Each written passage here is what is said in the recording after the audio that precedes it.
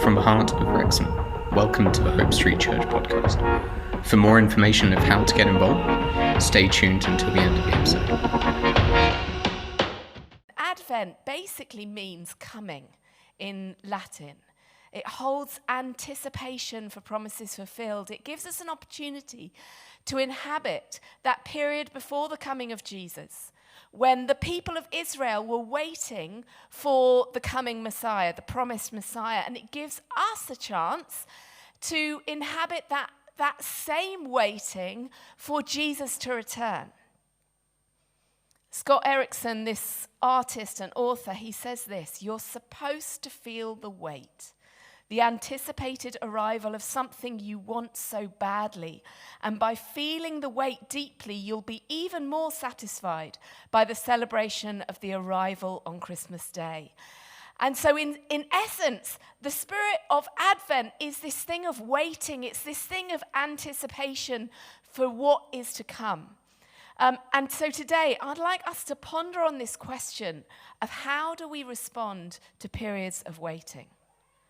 Because I don't know if it's probably the same for you. I don't know if it's the influence of our culture that just wants everything instantly, or whether it's something inbuilt in our very humanity, but none of us enjoy waiting. There is this kind of perpetual wanting things now. But there's times that we find that our prayers aren't answered as quickly as we'd like. When we're longing for healing for ourselves or for people that we love, when we're longing and waiting for a job opportunity or a marriage partner or for a relationship to be restored or a home, when we're asking for God's guidance and we're waiting for him to speak. And often we're left thinking, why, God, is it taking so long? I don't know if you can identify with that, but I've certainly had those periods in my life. And if you find yourself in one of those periods, it's particularly frustrating when you remember that God is able to answer prayer in a moment. That when he created the world, he spoke, "Let there be light," and there was light. Or when Jesus came to earth, he went to the lame man and he told him, "Get up and walk." And he did in that moment. And yet we also find, if we look through the pages of the Gospels so many times, or the Bible, so many times that he makes people wait. Think about Abraham. Abraham, this man who had to wait 25 years after receiving the promise of a son before Isaac was born. Or David, after being anointed king, had to go back to being a shepherd and then a royal musician and then a hunted fugitive before he then eventually takes the throne. Or Joseph, who had all of these promises behind him and yet was unjustly sent to prison. And even when there was hope for his release, the cupbearer forgot about him and he was left for another 2 years in prison. Or the Israelites. They were so near Canaan, and yet they wandered around the desert for 40 years before they entered the promised land. In each of those situations, why didn't God act sooner? Wouldn't it been far more efficient if Isaac had been born earlier? Was a long way round to Canaan really necessary? Why do the Jews have to wait so long for the promised Messiah? Why did humanity have to wait so long for Jesus? But sometimes God's schedule doesn't make sense to us. Today, I wanted to look at the Psalm 40, in this context of Advent, because it talks about how we respond to periods of waiting in our life. And it's written by David, the shepherd boy turned king, who wrote many of these psalms. And as we've already said, he was someone that was very used to waiting. So I've asked Becky to come and read it to us. This is Psalm 40. It'll come up on the screens if you want to turn in your Bibles. Feel free. Okay, Psalm 40. I waited patiently for the Lord. He turned to me and heard my cry. He lifted me out of the slimy pit, out of the mud and mire. He set my feet on a rock and gave me a firm place to stand. He put a new song in my mouth, a hymn of praise to our God. Many will see and fear the Lord and put their trust in him. Blessed is the one who trusts in the Lord, who does not look to the proud, to those who turn aside to false gods. Many, Lord my God, are the wonders you have done, the things you have planned for us. None can compare with you. Were I to speak and tell of your deeds, they would be too many to declare. Sacrifice and offering you did not desire, but my ears you have opened. Burnt offerings and sin offerings you did not require. Then I said, Here I am, I have come. It is written about me in the scroll. I desire to do your will, my God. Your law is within my heart. I proclaim your saving acts in the great assembly. I do not seal my lips, Lord, as you know. I do not hide your righteousness in my heart. I speak of your faithfulness and your saving help. I do not conceal your love and your faithfulness from the great assembly. Do not withhold your mercy from me, Lord. May your love and faithfulness always protect me. For troubles without number surround me. My sins have overtaken me, and I cannot see. There are more than the hairs of my head, and my heart fails within me. Be pleased to save me, Lord. Come quickly, Lord, to help me. May all who want to take my life be put to shame and confusion. May all who desire my ruin be turned back in disgrace. May those who say to me, Aha, aha, be appalled at their own shame. But may all who seek you rejoice and be glad in you. May those who long for your saving help always say, The Lord is great. But as for me, I am poor and needy. May the Lord think of me. You are my help and my deliverer. You are my God. Do not delay. Thank you, Becky. Yeah, I'm very impressed. This psalm, basically, if we summarize it, it can be split into two halves. You've got the first half, verses 1 to 10, which could be summarized, I waited for the Lord and he heard my cry. And then you've got the second half of the psalm, which could be summarized, I wait again. You know, David is once again in a period of waiting. We don't know the exact circumstances that he's in, but he's obviously in need. He says things like, be pleased, O Lord, to save me. O Lord, come quickly to help me. O my God, do not delay. And yet, as you read the psalm, you realize that there's this absence of fear or of desperation or bitterness or disillusionment. He seems to have learnt how to wait patiently in dependence and expectancy and trust. He's learnt how to wait well.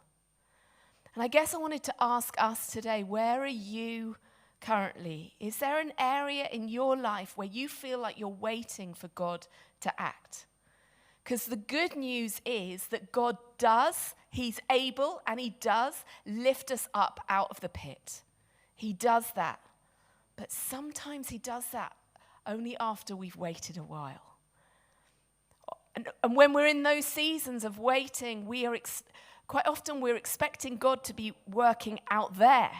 You know, God, I'm desperate for you to move. Please bring breakthrough in my life in this area. Please, would you provide this thing? And we expect God to be moving out there. But actually, so often what is going on is he's working in here.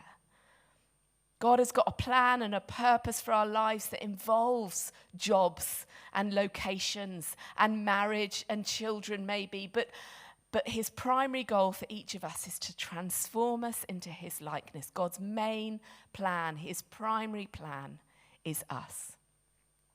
There's a pastor in the States called Rich Nathan that says this: most Christian growth is not the result of our response to things that we initiate, although that is part of it. Most Christian growth is the result of things that are done to us by life and by God. Things that happen to us where we're put in the position of having to make a choice of whether or not to trust, whether or not to obey. And waiting is one of those things. So how do we wait well? You know, that phrase, waiting well, might seem like a bit of a strange, funny phrase. But why I use that phrase is because it's possible to wait badly. You know, you can look through the scriptures and you can see characters in the Bible that don't wait well. You can look at the story of Saul. I wish I'd had time to put it in here, but look at the story of Saul. He doesn't wait. But godly waiting is not just passively letting time pass. So how do we wait well? And there's just 4 things that I want to draw out of this psalm. So firstly, in verse 5 it says, look back in thankfulness. That's the first thing that we've got to do if we're going to wait well. David encourages us to look back. The verse says, many, O Lord my God, are the wonders you have done. In other words, David remembers. He remembers what God has done in the past. He basically looks at the testimony of verses 1 to 10 give hope for the problems of 11 to 17. He says, God has rescued me before, so therefore I can rely on him that he will rescue me again. In this time of waiting, so often the future can become our focus, waiting for something to happen. But that can mean that we miss the great things that God is doing in this present moment around us, the things of today. But David's example encourages us to look back and look around. When I'm praying for healing, I want to recall to mind the times that God has healed me in the past. Or when I'm asking for God's provision, I want to call to mind the ways that God has provided for me in the past. Things of thankfulness. It might not be easy when we're recognizing our lack or recognizing our need, but it's a discipline that can transform us. I once heard that kind of thing of thankfulness, the discipline of thankfulness being like a snowball rolling down a hill. When you're going to first start making a snowball, you've got to grab some snow, you've got to squish it together, you've got to start leant down, rolling over a little bit of snow. But once it starts building and you can roll it, it almost gets a momentum of its own and starts gathering snow and grows and can roll almost by itself. And that's what it's like with thankfulness. There might be times in your life when you're aware that you're waiting, or you're aware of your lack, and you have to actively bring to mind the things that you can thank God for. Sometimes it feels like the only thing I've got to thank God for is a good coffee in my hand. But then you start bringing the snow. Lord, thank you for my family. God, thank you for air in my lungs. Lord, thank you for the beauty of the sunrise. God, thank you for the job that I've got. Thank you that I've got a bed to sleep in. And before we know it, thankfulness has grown in us until it's got a life of its own. Look back, look around you, and thank God for what he's done in the past and his greatness in the present. It will fuel your trust for the future. Secondly, know who it is that you're waiting for. Verse 1 in this psalm says, I waited patiently for the Lord. Waiting for God is totally different to just waiting for your circumstances to change. There is a statement of trust even in those simple words, for it is God that he's run to. Verse 1 literally says, I waited for the Lord. The meaning behind it is almost like expectantly, I expected the Lord to act. And I was reading the Bible Speaks Today commentary, and it says this expectancy, as distinct from finger-tapping impatience or yawning boredom, is the vital thing that the Lord looks for in his people, since it shows a positive, active trust. I don't want to be impatient with God. I want to be expectant for him. John Wright, who's the leader of the Vineyard movement in the UK, he uses this analogy of looking through a straw. We see through a straw is like our perspective, whereas God sees the whole horizon. All we can see is this, we look through the straw and all we can see is this small, tiny dot. And you might be right now waiting for a prayer to be answered, a problem to be solved, a vision to be realized, and you see it. But what you see, the it that you see, is so small in comparison to the horizon that God sees. He sees the beginning and the end. He sees every outcome, every motive, every step. His promise is that he works all things for the good of those who love him. When Andy and I were hoping to start a family a number of years ago, it took a while to get pregnant. I remember praying so often in that season, oh Lord, would you give us a child? Would you give us a child? And having that nagging doubt in the back of my mind that maybe we wouldn't be able to have children. Now, obviously, he was playing bass. That prayer was answered. You know, Joel is now bigger than me. All was fine. But he was born at the perfect time. Not a day too early, not a day too late. If Joel had been born when I had planned it, he would have been born into a house in the middle of a building project and a dad in the middle of a master's degree. But actually, in the end, when he was born, the house was pretty much ready, and he arrived the day after Andy finished his dissertation. And it was like in that moment, I felt so vulnerable. I felt like I had lost control and I couldn't make something happen, but God in that moment, it was like he was smiling at me and saying, see, you can trust me. The verse goes on, the things that you planned for us, no one can recount to you. Were I to speak and tell of them, they would be too many to declare. You know, it might be that you're in a season of waiting and it can feel like God has forgotten you or that there is no plan. But trusting God means trusting that he has got infinite creativity and that his plans for your future are good and fulfilling and many, no matter where you find yourself currently.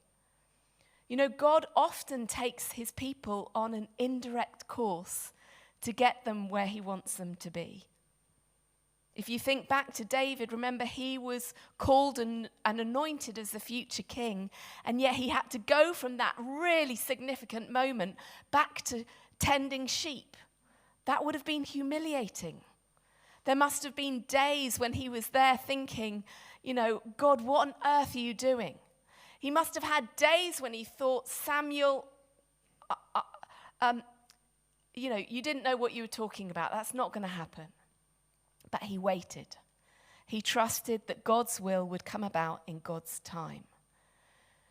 Just for us today, just know that an indirect path doesn't disqualify you from the promises that you feel God has spoken over your life. This theme is continued in verse 4. It says, "Blessed is the man who makes the Lord his trust, who does not look to the proud, to those who turn aside to false gods." And again, in these moments when we are waiting, it can be tempting to look to false gods, to other things that we go to meet our need. You know, it can be easier, can't it, to dull the pain with screens or with comfort eating or drinking or unhealthy relationships. Anything to distract and numb the longing that we're feeling in that moment. But those places don't satisfy. David encourages us to trust and wait for God. So where are you going to in your need? Is it God or is it something else? How expectant are you in your waiting? Are you just passing time, hoping that things will change? Or are you actively trusting God who can see the whole picture? Wait for the Lord. Thirdly, practice surrender and obedience. In verse 8 of the psalm, it says, "I desire to do your will, O my God. Your law is within my heart." Waiting well is saying, not my will, but yours be done. It's his will that is important. He wants more than anything else, more than any religion or songs or sacrifice. What he wants is a heart submitted to him and a life obedient to him. In contrast to obedience, it can be easy to want to take control of our own situation, try to make what we long for happen in our own strength. We know that tends to go wrong. You know, if you think of Abraham and Sarah in the Old Testament, they did this while waiting for the son that God had promised them. And instead of trusting God, Abraham went and fathered a child through Hagar, his wife's servant, which led to pain and broken relationships rather than ushering the promised son any sooner. But I'm encouraged actually by that story because God incorporated Abraham's mistakes into his plan. And he does the same with us, even when we make mistakes, even when we fail to trust in him and we take control of our own situations, he's able to take us exactly where we are and bring about his purposes. So maybe for some of you today, the temptation is to take control back. To say, if you're not going to do anything, God, then I'll do it by myself. If you're not going to provide a Christian husband or wife, then I'll just go and find someone that doesn't know you. If you won't heal this relationship, then I'll just give up and walk away. That's not surrender. Maybe for some of us, what we're waiting for is not his will. And that's a really hard thing to admit and a really hard thing to submit to. But when you know that God is good, that he knows you inside and out, and that he's got good plans on you, then it's possible to let go. And we're able to say, Lord, I long for this thing, but ultimately you have your way in me. I desire to do your will is also not just a mental assent. It's action. It's obedience wherever we find ourselves. Another one of these characters, Old Testament characters, Joseph. Again, we talked about him. He was unjustly in prison. He didn't deserve to be there. It wasn't fair. And yet he got on faithfully with what God had asked him to do in that moment. He was waiting for promises to be filled, but he found himself in prison. In Genesis 39, it says, "But while Joseph was there in prison, the Lord was with him. He showed him kindness and granted him favor in the eyes of the prison warder. So the warder put Joseph in charge of all those held in the prison, and he was made responsible for all that was done there.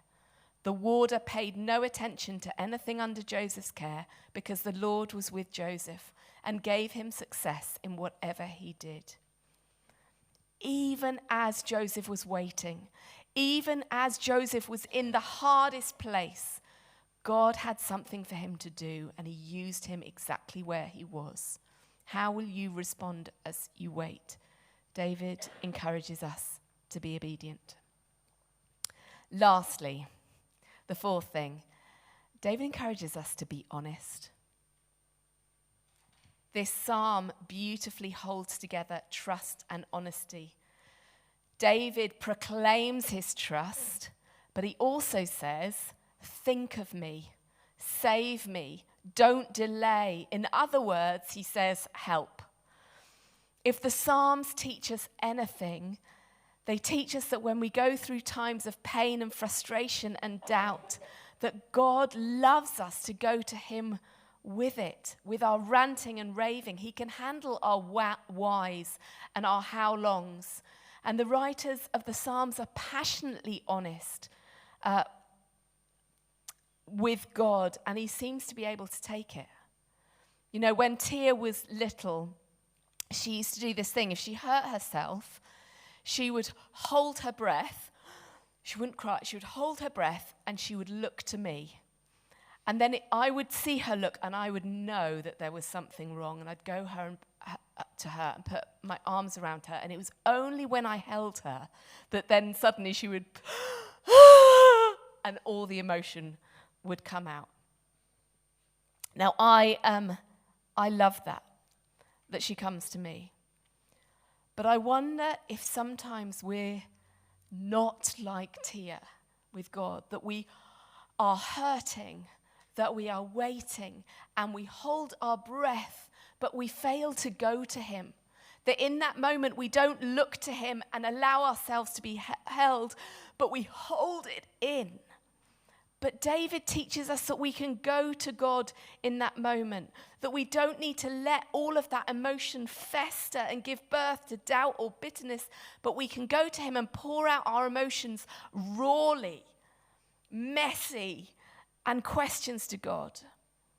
So how can we respond well in seasons of waiting? Firstly, we look back in thankfulness. Secondly, know who it is you're waiting for. Thirdly, practice submission and obedience. And fourthly, be honest.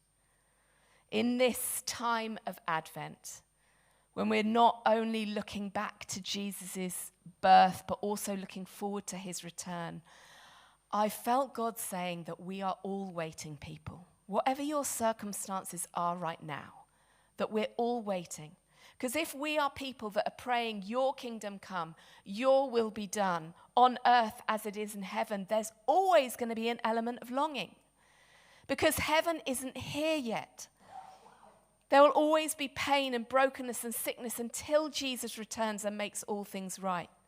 And our own situations of waiting can somehow connect us with that deeper cry mentioned in the whole of creation, but also mentioned at the end of the book of Revelation, where we say, "Come, Lord Jesus, come." I don't know about you, but the closer that I feel to Jesus, the more that my heart aches. Because as I get closer to Jesus, I realize the love that he's got for every person in this world. And suddenly I feel that longing for them, for the world that is broken, for people that are hurting around me. Like the first half of this psalm, we can echo David's words and say, Jesus has heard my cry and lifted me out of the slimy pit. He has forgiven us. He has healed us. He has set our feet on a rock. He has given us a firm place to stand. He has put a new song in our mouth. But our prayer now is, do it again, Lord. Do it in this people and this world that are around us, not just in my life, but for them. Why don't we stand? Thank you for listening to the Hope Street podcast. We're a church in Wrexham with a vision to be a people of hope, following Jesus and giving ourselves away to see Wrexham renewed. To find out more, head to our website, hopestreet.church, or follow us on social media.